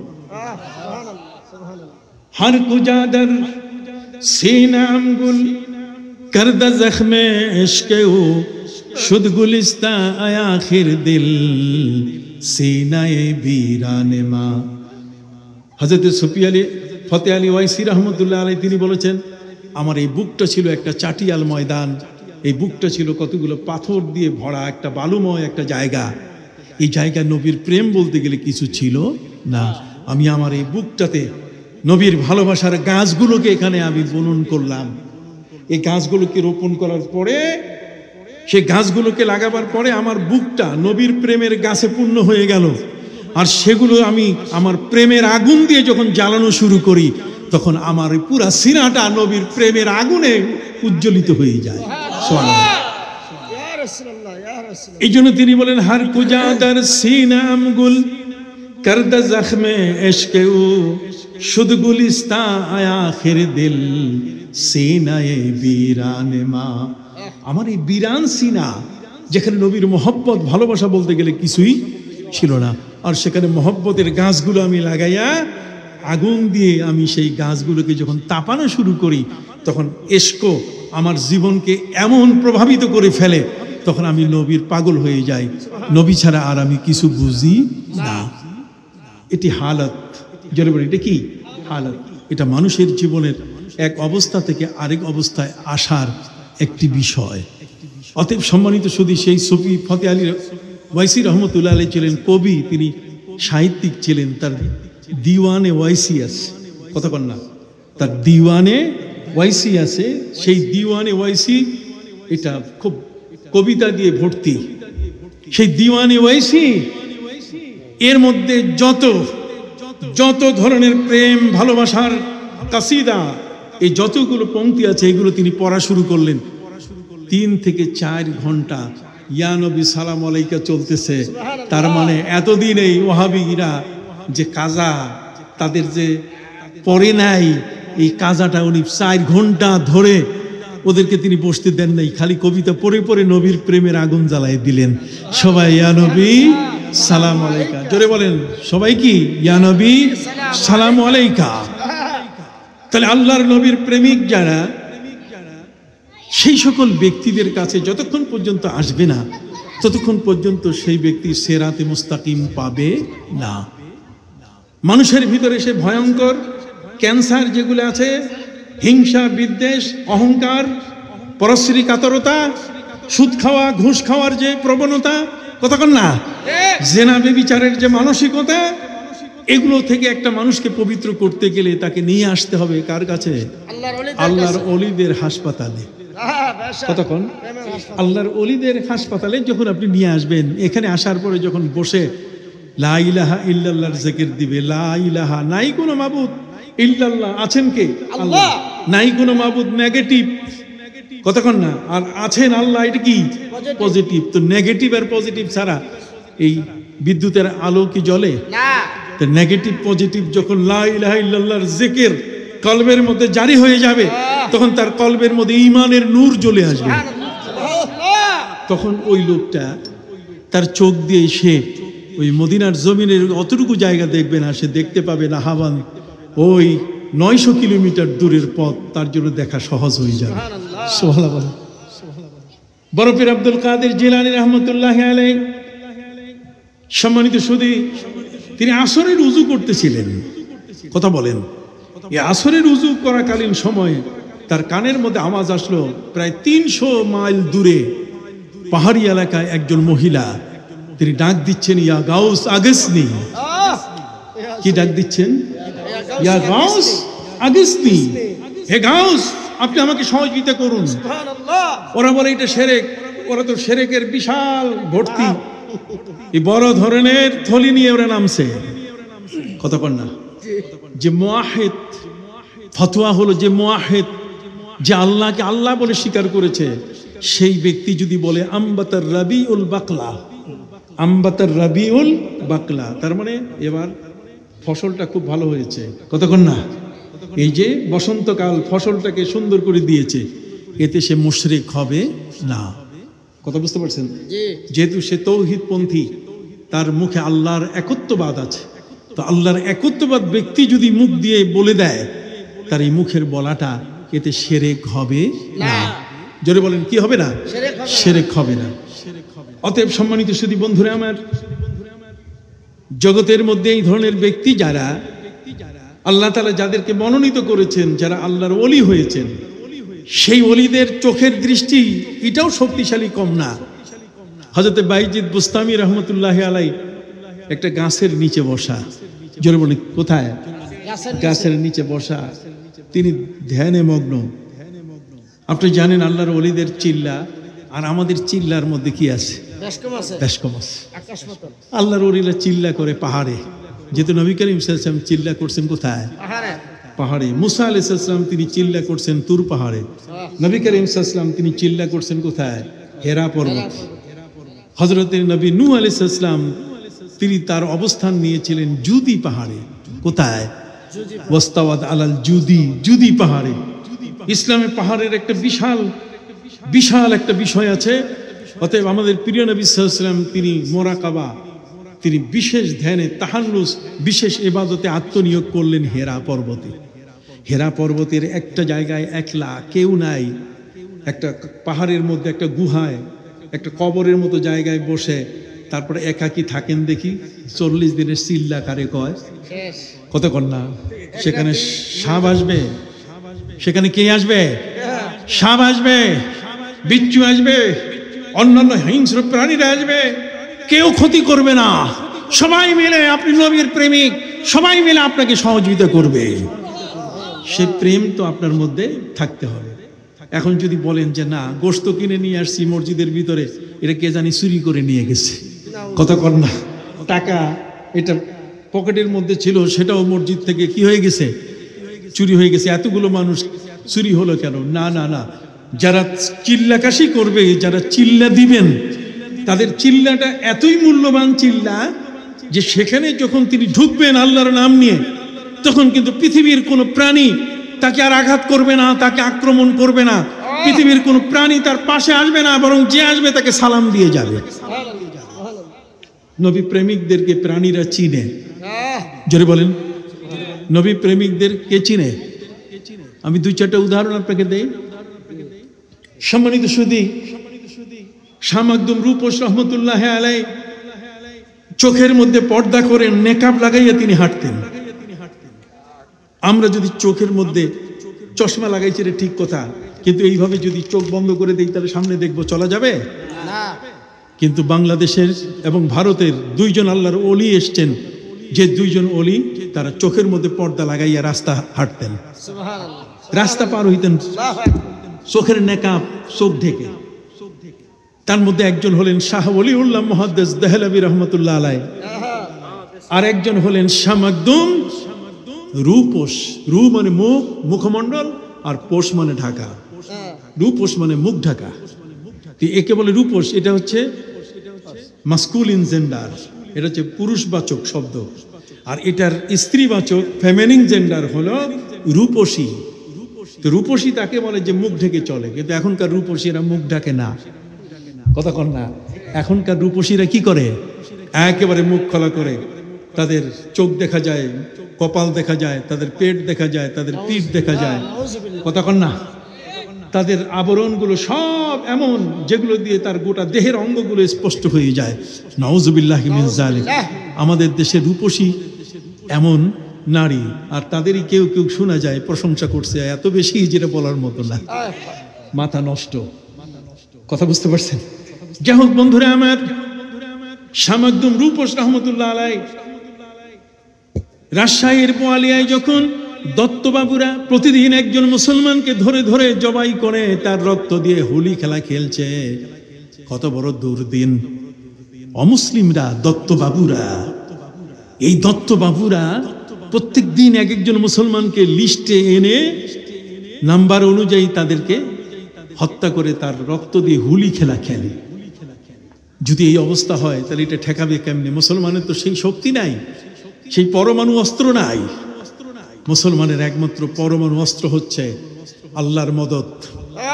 জোরে বলেন কি? আল্লাহর মদদ, নবীর মোহাব্বত। একই মাহকাম আমল পায়ে হাম মোহাব্বতে ফাতে আলম जिहादे जिंदगी में ये है मर्दों के शमशीरे। একই মাহকাম, যদি আল্লাহর প্রতি তোমার অবিচল বিশ্বাস থাকে, হ্যাঁ, আমল পায়, হ্যাঁ, আমার আমল যদি তোমার ঠিক থাকে, নামাজ, রোজা, হজ, যাকাত, পোশাক আদি সবগুলো যদি কি ঠিক থাকে, আর মোহাব্বতে ফাতে আলম বিশ্ববিজয়ী মুহাম্মদুর রাসূলুল্লাহ সাল্লাল্লাহু আলাইহি ওয়াসাল্লামের প্রতি যদি তোমার মোহাব্বত থাকে, তাহলে তিনটাই মিলে তোমার একটা তরবারি হয়ে যাবে। তোমার এই তরবারিকে ভাঙ্গার মতো, তরবারিকে পরাস্ত করার মতো ক্ষমতা কারো নাই। হযরতে বড় পীর আব্দুল কাদের জিলানী রাহমাতুল্লাহি আলাইহি তিনি জানতে পেরেছিলেন যে রাজশাহীর বোয়ালিয়ায় মুসলমানদেরকে এইভাবে মারা হচ্ছে। তখন তিনি তার দুই নাতি পাঠায় দেন যে যাও ওখানে যেয়ে ঠেকাও। তারা যখন আসেন, তাদের হাতে কোনো অস্ত্র ছিল না, কিচ্ছু ছিল না। দাদার ওজিফা, দাদার কাছে যে ওজিফা পেয়েছিলেন, যে আমলগুলো পেয়েছেন, সে আমলগুলোই হচ্ছে তাদের জীবনের কি সম্ভব। সম্মানিত সুধী, এখানে আসার পরে, রাজশাহীতে আসার পরে শামাদ্দুম রূপস রহমতুল্লাহি আলাইহি তিনি দেখতে পেলেন যে তার চোখের সামনে মুসলমানদের কল্লা পাথরের মধ্যে ঢুকাই দিয়া আলাদা করে তার রক্ত দিয়ে হুলি খেলা খেলছে। তিনি দেখে অবাক হয়ে গেলেন। ঘটনা তো সত্য। আল্লাহর ওলিদের দেখলেই কিন্তু বোঝা যায় যে এই মানুষটা আল্লাহর ওলি। চেহারা সুরতের মধ্যে যে নুরানি অবস্থা থাকে, সেই নুরানি অবস্থাটা এত ঝলক মারে, এটা দিয়ে কিন্তু একজন মানুষের মধ্যে প্রাথমিক একটা ছাপ পড়ে যায়। ওই মানুষটা তার প্রতি বায়াস্ট হয়ে যায় এবং ওই লোকটা তার আমলগুলো নেওয়ার চেষ্টা করে। সম্মানিত সুধী, শামাদ্দুম রূপস রহমতুল্লাহ আলাইহির কাছে একজন মহিলা ছোট্ট একটা বাচ্চা কোলে নিয়ে এসে বলছে, হুজুর, আমার এই ছোট্ট শিশুটা আগামীকালের লিস্টে আছে। আগামীকালকে আমার চোখের সামনে আমার এই শিশুটিকে মেরে ফেলা হবে, তার রক্ত দিয়ে হোলি খেলা হবে। হুজুর, আমি তো কোনো দিশা পাচ্ছি না, আপনি যদি আমাকে একটু সহযোগিতা করেন। উনি বলেন, শোনো মহিলা, আজকে সন্ধ্যার সময় পাশেই যে পদ্মা নদী, রাজশাহী শহরের সাথে কি আছে? পদ্মা নদী আছে। বোয়ালিয়ার পাশে পদ্মা নদী। সেই পদ্মা নদীর কাছে তুমি সেখানে অপেক্ষা করো, আমি সন্ধ্যাবেলায় চলে আসব। তারপর তোমার এই ছেলেকে কি বলা দরকার, কি দেওয়া দরকার, আমি তোমাকে দেব। মহিলা বুক ভরা আশা নিয়ে বাচ্চাটাকে সাথে নিয়ে চলে গেছেন ওই পদ্মা নদীর পাড়ে। পদ্মা নদীর পাড়ে পৌঁছার পরে অপেক্ষা করতে করতে এসার সময় প্রায় কাছাকাছি। মহিলা নিরাশ হয়ে যাচ্ছে, মনে হয় হুজুর আসবেন না, দরবেশ সাহেব আসবেন না। উনি চিন্তা করলেন যে কালকে আমার চোখের সামনে আমার এই বাচ্চাটিকে হত্যা করা হবে, তার রক্ত দিয়ে তারা হোলি খেলা খেলবে। মা হিসাবে, মা হয়ে আমি ধৈর্য ধারণ করতে পারবো না, আমার ধৈর্যের বাইরে চলে যাবে। এখন কি করি? তাহলে আগামীকালের অপেক্ষা দরকার নাই। মা তার শাড়ির আঁচলে বুকের সাথে তার শিশুটিকে বেঁধে নিয়ে এরপর তিনি সিদ্ধান্ত নিলেন যে তিনি পদ্মা নদীতে ঝাঁপ দিয়ে পড়বেন, লাফিয়ে পড়বেন। পদ্মা নদীতে তিনি আত্মাহুতি দেবেন, সেখানে তিনি মৃত্যুবরণ করবেন, পানিতে লাফ দিয়ে তার জীবন শেষ করবেন। কথা বুঝে গেছে? যখনই মহিলা প্রস্তুতি নিয়ে লাফ দিবে, ঠিক এই মুহূর্তে আওয়াজ আসতে, থামো থামো থামো। মহিলার কানে আওয়াজ আসলো, একজন পুরুষের কণ্ঠের আওয়াজ। পুরুষের কণ্ঠের আওয়াজ শুনে মহিলা থেমে গেলেন, দাঁড়িয়ে গেলেন, অপেক্ষা করছেন। এই আওয়াজটা আসলো কোথা থেকে? তিনি দেখতে দেখতে দেখতে পেলেন যে কুমিরের পিঠের উপরে ওই দরবেশ সাহেব, মানে কুমির তাকে পিঠে বহন করে করে নৌকার মতো নিয়ে আসছে। সুবহানাল্লাহ বলেন। যারা আল্লাহর ওলি হয় তাদেরকে পৃথিবীর প্রাণীরা কি চিনে? কথা বল না। পৃথিবীর প্রাণীরা তাদেরকে কি চিনে? আগুন চিনে, পানি চিনে, কি চিনে না? আগুন হযরতে নবী ইব্রাহিমকে চিনে নাই, পানি হযরতে নবী মুসাকে চিনে নাই। আপনি হাত উঠে বলেন না চিনেছে কিনা। এগুলোকে এখন ভুলে যাওয়া হচ্ছে, এগুলো এখন ওয়াজে নাই, এগুলো ওয়াজ থেকে সরে গেছে, এগুলো ওয়াজ থেকে আমাদের থেকে বিচ্ছিন্ন হয়ে গেছে। আমরা এখন মনে হয় একটা ভাসমান অবস্থার মধ্যে পড়ে আছি। সত্যটাকে কেউ যে জানি বলতেছে না, সত্যটাকে কেউ যেন আমাদের কাছে উপস্থিত করতেছে না। আপনি কি বুঝতে পারছেন? পৃথিবীতে একটা নজিরেই তো যথেষ্ট। কথা বলেন, আকাশের চাঁদ দ্বিখণ্ডিত হওয়া মানে কি মুসলমানের হাতের আঙ্গুলের শক্তি কমে নাই, এটা আছে। এই যে ইন্ডেক্স ফিঙ্গার, এটার নাম হচ্ছে ইন্ডেক্স ফিঙ্গার, তার মানে এটা শাহাদাত আঙ্গুলি। এটা এমন একটা শক্তি, এই শক্তিতে এটা দিয়ে যদি কারোর দিকে তাকানো যায় তাহলে সেই ব্যক্তি পথে আসা ছাড়া আর অন্য কোনো উপায় নাই। কথা বুঝতে পারছেন? সম্মানিত সুধী, হযরতে বড়পীর আব্দুল কাদের জিলানী রহমতুল্লাহ আলাইহি, আল্লাহ তাআলা তাকে এমন অলি সম্রাট বানিয়েছিলেন, সমস্ত অলির কাঁধের উপরে যার পা, সেই বড়পীর আব্দুল কাদের জিলানী রহমতুল্লাহ আলাইহি তিনি বাঘের পিঠে চলাফেরা করতেন। বাঘের পিঠে কি চলাফেরা করতেন। এখনো শাহজালাল ইয়েমেনি রহমতুল্লাহ আলাইহির সাথে যারা আসছেন, এই সিলেটের জমিনে বেশ কিছু মাজার আছে যে মাজারে এখনো বাঘ এসে বসে থাকে, বড় বড় অজগর সাপ সেখানে এসে কি বসে থাকে।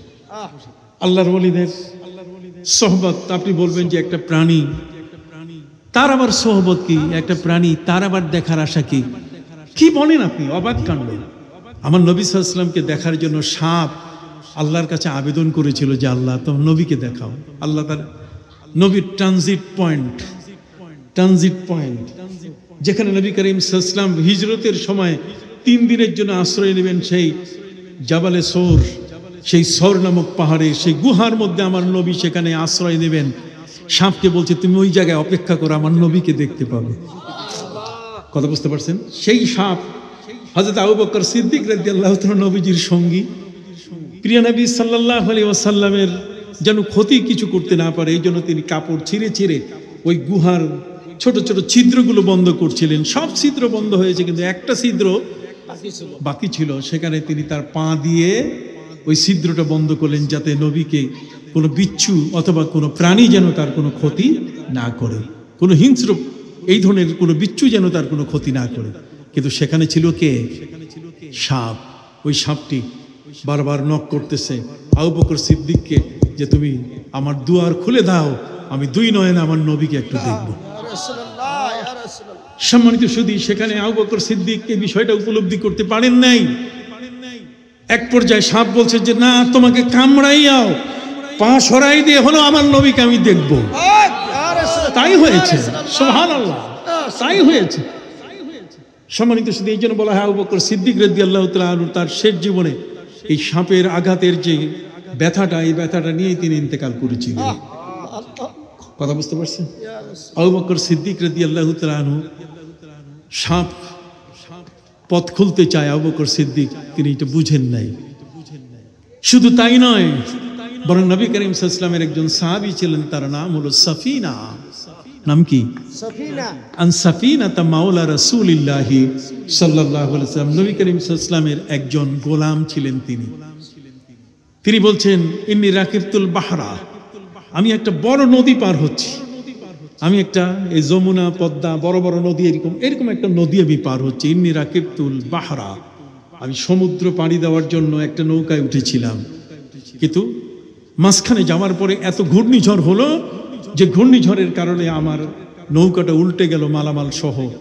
আমার পুরা নৌকার মধ্যে এত স্রোতের আঘাত যে মনে হয় তক্তাগুলো একটার পরে একটা সব খসে গিয়ে আমি পানির মধ্যে ভাসা শুরু করলাম। এত অন্ধকার যে আমি খুঁজে পাচ্ছি না। সন্ধ্যার পরে এই ঘটনা ঘটেছে, যে কারণে আমি দেখেছি যে আমার মৃত্যু অনিবার্য। কিন্তু একটা তক্তা, কথা বলেন না, একটা পার্ট, একটা ওই কাঠের একটা অংশ, এটা পাওয়ার পরে আমি সেটাকে ধরে সাঁতার কাটা শুরু করলাম। সাঁতার কাটতে কাটতে কাটতে কাটতে আমি যখন কিনারে গিয়ে পৌঁছলাম, আমি যখন সেই পাড়িতে গিয়ে পৌঁছলাম, পৌঁছার পরে দেখি ফিহে আজিব মতুম মিনাল আসাদ, সেখানে বাঘগুলো অপেক্ষা করছে এবং সেখানে সাপগুলো আমাকে দেখার সাথে সাথে সব ফেনা তুলে আছে। কথা বল না, আমি এক ভয়াবহ অবস্থায় পড়ে গেলাম। আমার এমন অবস্থা হয়ে গেল যে আমি এখন উপরে উঠবো, আমার সাহস নাই, যেহেতু এই পুরা কিনারার মধ্যে সাপগুলো মাথা উঁচু করে আছে, আমি কিভাবে উঠবো? আর এর উপরে আমি দেখতেছি যে বাঘ হাঁ করে আমার দিকে তাকায় আছে। কথা বুঝতে পারছেন? আমি সাপগুলোকে বললাম যে আমি নবীজির একজন গোলাম। প্রাণীর সাথে কথা, আসেন না এই জগৎটা একটু দেখি আমরা। ওই জগতে কিছু নাই, ওই জগৎ শূন্য। ওই জগতের মধ্যে ইমান কচু পাতার পানির মতো টলমল। এটা কখনো ঘরে থাকে, কখনো আরেকজনের ঘরে চলে যায়। কথা বল না, এক জায়গায় থাকে না। এই ইমান শুধু মসজিদে ধরে রাখতে পারে না, বরং মসজিদ ছাড়াও আরো বিভিন্ন জায়গায় ঘুরে বেড়ায়। কথা কি বুঝতে পারছেন? সম্মানিত সুধী, বিনয়ের সাথে আপনাদের কাছে বলছি যেটা, সেটা এই হযরতে সফিনা, আমার প্রিয় নবী সাল্লাল্লাহু আলাইহি ওয়াসাল্লামের একজন সাহাবী, তার গোলাম। তিনি সাপগুলোকে বললেন, সাপ, আমি তো নবীর গোলাম। বলার সাথে সাথে প্রত্যেকটা সাপ যেটা ফনা তুলেছিল সবগুলো মাথা নিচু করে ফেলল। সুবহানাল্লাহ, সুবহানাল্লাহ। আমার জন্য রাস্তা তৈরি হয়ে গেল। আমি উপরে উঠলাম, উঠার পরে এখন তো বাঘ আমার দিকে তাকায় আছে। কথা বল না, বাঘ তাকিয়ে আছে। বাঘের হাত থেকে রক্ষা পাওয়া আমার জন্য বড় কঠিন হয়ে গেল। আমি এখন বাঘকে লক্ষ্য করে বললাম, ইয়া আবুল হারিস। বাঘের ডাক নাম হলো আবুল হারিস। বলেন, বাঘের ডাক নাম কি? আবুল হারিস। আবুল হারিস। হারিস তারে যারে কয় যে মানুষ প্রাণীকে ছিঁড়ে ফেরে ধ্বংস করে, মানে টুকরা টুকরা করে খায়। তার নাখর দিয়ে, তার নখ দিয়ে, তার মুখ দিয়ে কেটে কেটে খায়। এর নাম হলো হারিস। তো জিজ্ঞেস করছে, ইয়া আবুল হারিস, ইন্নী মাওলা রাসূলুল্লাহ সাল্লাল্লাহু আলাইহি ওয়াসাল্লাম। রে বাঘ, রে সিংহ, আমি তো নবীজির গোলাম। বলার সাথে সাথে হাদিসের মধ্যে এসছে কি, শব্দের অর্থ হচ্ছে আমি জানি, আমি বুঝতে পারছি তুমি নবীর গোলাম। সুবহানাল্লাহ, সুবহানাল্লাহ। আমি উপরে উঠলাম, বাঘের সাথে এমন একটা কথা বলার সাথে সাথে বাঘটা এমন ভাবে মাথা দিয়ে আমার ঠেলা দিল যে যত সাপের আস্তানা ছিল সবগুলো থেকে বহু ছিটকে আমি পড়লাম। সুম্মা ইউহামহিমু, সুম্মা ইউহামহিমু, সে হুঁ হুঁ করে ইউহামহিমু, সে ডুকুরিয়ে ডুকুরিয়ে আমাকে বলল যে আমার নবীকে তুমি সালাম দিও। ইয়া রাসূলুল্লাহ। সম্মানিত সুধী বন্ধুরা আমার, যদি সাপ আমার নবীকে চিনে, আমার নবীর কথা শুনে যদি তার ফনা নিচে নিয়ে আসে, বাঘ যদি মাথা নিচু করে বলে, হ্যাঁ আমি মুহাম্মদ সাল্লাল্লাহু আলাইহি ওয়াসাল্লামকে চিনি, অতএব তুমি তার উম্মত, তোমাকেও আমি কি চিনলাম, এটা অসম্ভব কিছু? জোরে বলেন। নবীর সাহাবী হযরতে ইউলা ইবনে মুররা, নাম কি? হযরতে ইউলা ইবনে মুররা রাদিয়াল্লাহু তাআলা আনহু, তিনি বলছেন, কুনতু ফি সাফারিন মা'আন নবী সাল্লাল্লাহু আলাইহি ওয়াসাল্লাম ফাস্তাজাল্লান নবী সাল্লাল্লাহু আলাইহি ওয়াসাল্লাম তাহতা শাজারা সুম্মা নামা। আমি নবীজির সাথে একটা সফরে ছিলাম। নবী করিম সাল্লাল্লাহু আলাইহি ওয়াসাল্লাম প্রচন্ড রৌদ্রের কারণে তিনি একটা গাছের নিচে বিশ্রাম নেওয়া শুরু করলেন। বিশ্রাম নিতে নিতে নবী করিম সাল্লাল্লাহু আলাইহি ওয়াসাল্লাম ঘুমিয়ে পড়লেন। ফাজাআতিশ শাজারাতু মিন আসলিহা, আমরা পাশে যারা নবীর সাহাবী আমরা সজাগ ছিলাম, নবী ঘুমাচ্ছেন। এই মুহূর্তে আমরা দেখতে পেলাম একটা গাছ, তার শেকড় সহ, তার যে শেকড় আছে না গাছের শেকড়, এই শেকড় সহ পুরা গাছটা উপরে উঠে মানুষ যেমন হাঁটে ঠিক এমনি করে ওইভাবে হেঁটে হেঁটে নবীজির কাছে চলে আসলো। সুবহানাল্লাহ, সুবহানাল্লাহ। ফাজাআতিশ শাজারাতু মাশিয়ান, মাশিয়াতান, চলে আসলো পায়ে হেঁটে। তারপরে তার ডাল এবং তার পাতাগুলো এমন ভাবে নবী সাল্লাল্লাহু আলাইহি ওয়াসাল্লামের গায়ের উপরে সে এলিয়ে দিল যে নবীকে মনে হয় জড়াই ধরে আছে। সুম্মা রাজাআত ইলা আসলিহা, এরপর এই গাছটা আবার তার নিজের জায়গায় যেখান থেকে সে উঠে আসছে সেখানে গিয়ে আগের মতো তার শেকড় ভিতরে গেল, সেভাবে সে দাঁড়িয়ে গেল। প্রিয় নবী সাল্লাল্লাহু আলাইহি ওয়াসাল্লাম যখন ঘুম থেকে উঠলেন, ফাযাকারনা লাহু যালিক, প্রিয় নবী সাল্লাল্লাহু আলাইহি ওয়াসাল্লামকে আমি জানালাম, হুজুর ওই যে একটা গাছ, সেই গাছটা শেকড় সহ উপরে উঠে মানুষের মতো হেঁটে হেঁটে আপনার কাছে এসে তার ডালপালা পাতাগুলো এলিয়ে দিয়ে এমন ভাবে জড়িয়ে ধরলো, মনে করছি যে মনে হয় মা তার সন্তানকে এভাবে আদর করতেছে। হে নবী, কি দেখলাম আমরা? সে তো গাছটা তো আবার সেখানে ফিরে চলে গেছে, আগের মতো হয়ে গেছে। নবী করিম সাল্লাল্লাহু আলাইহি ওয়াসাল্লাম তিনি বলেন, ইন্নাহা শাজারাতুন ইস্তাজানাত রাব্বাহা, ইন্নাহা শাজারাতুন ইস্তাজানাত রাব্বাহা। এটা হচ্ছে এমন একটা গাছ যে আল্লাহর কাছে আবেদন করছে যে আল্লাহ তোর নবীকে মহব্বত করার একটু সুযোগ করে দিন। ইয়া রাসূলুল্লাহ। তাহলে গাছ নবীকে মহব্বত করে কিনা? আপনার কথা বলেন, গাছ নবীকে মহব্বত করে কিনা? প্রাণী জগৎ আমার নবীকে কি মহব্বত করে। অতএব নবীকে যারা মহব্বত করে, এই ধরনের আল্লাহর ওলিরা, তাদেরকেও প্রাণী জগৎ কি মহব্বত করে। হুনাইনের যুদ্ধে হযরত সাদ রাদিয়াল্লাহু তাআলা আনহুর আরেক ঘটনায় আফ্রিকার জঙ্গলে, সেখানে তিনি বলেছিলেন, ইয়া আইয়াতুহাল হাশারাত, রে বনের প্রাণীরা, হিংস্র প্রাণীরা, উখরুজু মিনহা, বের হয়ে যাও, নাহনু মিন আসহাবে রাসূলিল্লাহ সাল্লাল্লাহু আলাইহি ওয়াসাল্লাম, আমরা প্রিয় নবীজির সাহাবী, আজকের রাতটা আমরা এখানে থাকব। অতএব তোমরা হিংস্র প্রাণীরা বের হয়ে যাও। সেখানে সিংহ সিংহী তাদের শাবককে নিয়ে, সাপ তার ডিমগুলো নিয়ে, বাচ্চাগুলো নিয়ে, হিংস্র প্রাণী মশা মাছি থেকে যা কিছু আছে সবগুলা বের হয়ে গেল। নবীর সাহাবীরা সেখানে রাত্র যাপন করলেন। অতএব সম্মানিত সুধী, হযরতে সামাদ্দুম রূপস রহমতুল্লাহ আলাই সেই মহিলার কাছে তিনি আসতেছেন কি কুমিরের পিঠে সওয়ার হয়ে। সুবহানাল্লাহ বলেন। কুমিরের পিঠে সওয়ার হয়ে আসে। মহিলা দেখে অবাক হয়ে গেল যে হুজুর সাধারণ পোশাকে এতক্ষণ ওই মজলিসে তিনি ছিলেন, আর সেই হুজুর এখন কিসে? কুমিরের পিঠে। একটু একিনটা বাড়ছে কিনা? আল্লাহু আকবার। জোরে বলেন, একিনটা বাড়ছে কিনা? অবশ্যই। মহব্বতটা বাড়ছে কিনা? বাড়ছে। মহিলা বলছে, হুজুর। হুজুর বললেন, শোনো, তোমার সেটাকে অন্য কিছু করার নাই, শুধু আমি ফু দিব। কি দিব? ফু। দেখছেন, ট্যাবলেটের শক্তি নাই। ট্যাবলেট খাওয়াই আপনি গোটা দেহটাকে আপনি এমন করতে পারবেন না যেটাতে কোনো অস্ত্র চালানো যাবে না। বরং আল্লাহর ওলিদের ফুর দাম এত বেশি। সুবহানাল্লাহ। কথা বুঝে গেছে? ঈসা নবী তিনি ফু দিছেন, মাটির তৈরি পাখি, সেই মাটির তৈরি পাখিটা জীবন্ত রূপ নিয়ে উপরে উঠে গেছে, এসে গেছে।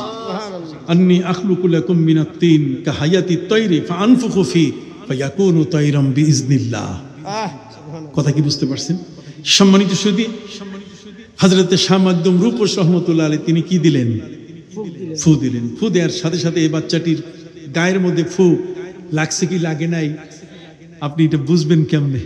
এটা বোঝা হবে আগামীকাল লিস্টে। দেখি তার গায়ের পশমটা ফেলতে পারি কি না, কাটতে পারি কিনা। পরের দিন ওই দত্তবাবুদের কাছে দেওয়া হলো। শামাদ্দুম রূপস রাহমাতুল্লাহ আলাইহি বলে দিয়েছিলেন, তোমার ঘরে যত সুন্দর করে বাচ্চা সাজানো যায়, তুমি তার চোখে সুরমা লাগিয়ে, মাথায় তেল দিয়ে সুন্দর করে সাজিয়ে ওদের হাতে দিয়ে দিও, তারপর তুমি দেখবে রেজাল্ট কি হয়। পরের দিন যখন ওই পাথরের গর্তের মধ্যে মাথাটা ঢুকাইয়া এরপরে তারা তার গায়ে ছুরি মারা শুরু করলো, তাদের অস্ত্র দিয়ে আঘাত করা শুরু করলো। সম্মানিত সুধী, আস্তে আস্তে দেখা গেল যে একটা পশম তো কাটছেই না, বরং যেখানে মারতেছে সেখানেই ওই তরবারিটা, এর আল যেটা আছে এটা ভেঙে যাচ্ছে, এর শান যেটা সব ভেঙে যাচ্ছে। সাথে সাথে সবাই মিলে তারা বললো যে না, এটা বদ নর, এর নরটা সুবিধা না, ওর মায়ের কাছে দিয়ে দাও। সুবহানাল্লাহ বলেন। তাহলে আল্লাহর ওলিদের ক্ষমতা আছে কিনা? সম্মানিত শুধু পদ্মা নদীর ভাঙ্গনে রাজশাহী পুরা শহরটা যখন নদী গর্ভে বিলীন হয়ে যাচ্ছে, তখন শামাদ্দুম রূপস রহমতুল্লাহ আলাইহির কাছে আসছে।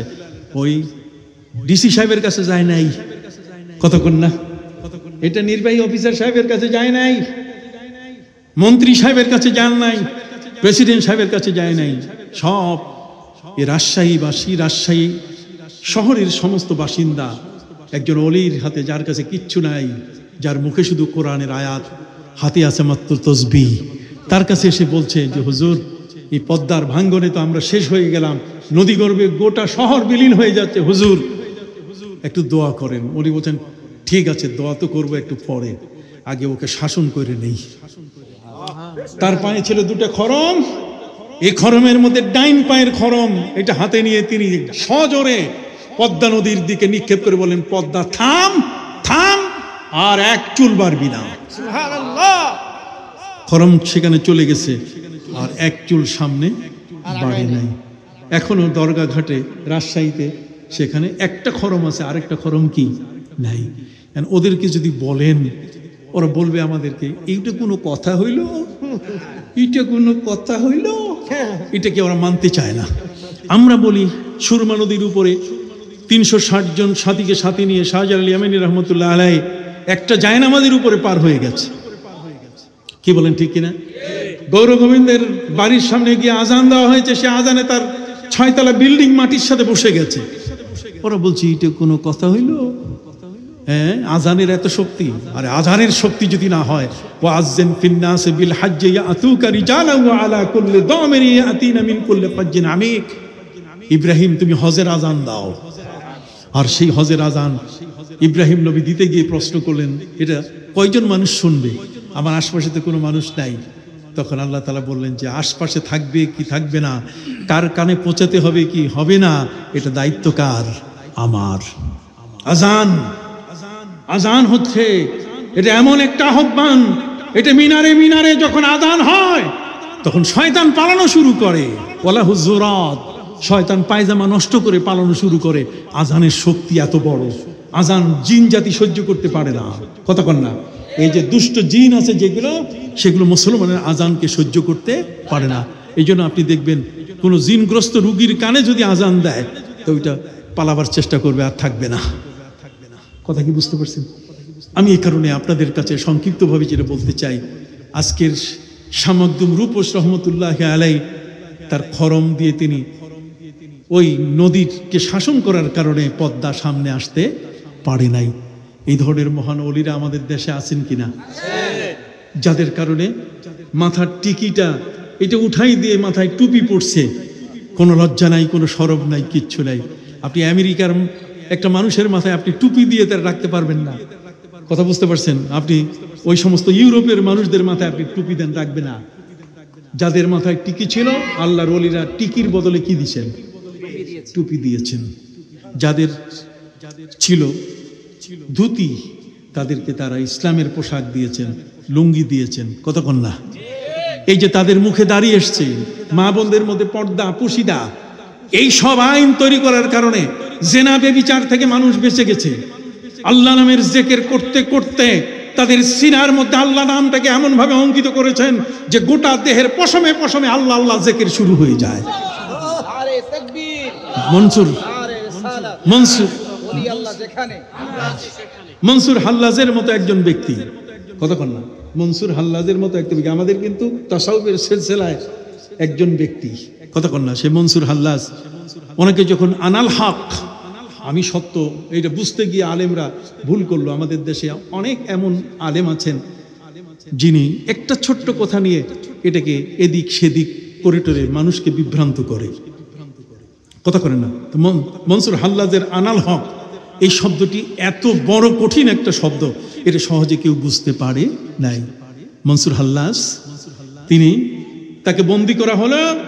যেই জেলখানায় বন্দি করা হয়েছে সেই জেলখানায় তিনি জিকির যখন করতেন, যখন তিনি বলতেন লা ইলাহা, তখন জেলখানাও থাকতো না, প্রহরী থাকতো না, কিছুই থাকতো না, পুরো মাঠ, শুধু মাঠ ছাড়া আর কিছু দেখা যায় না।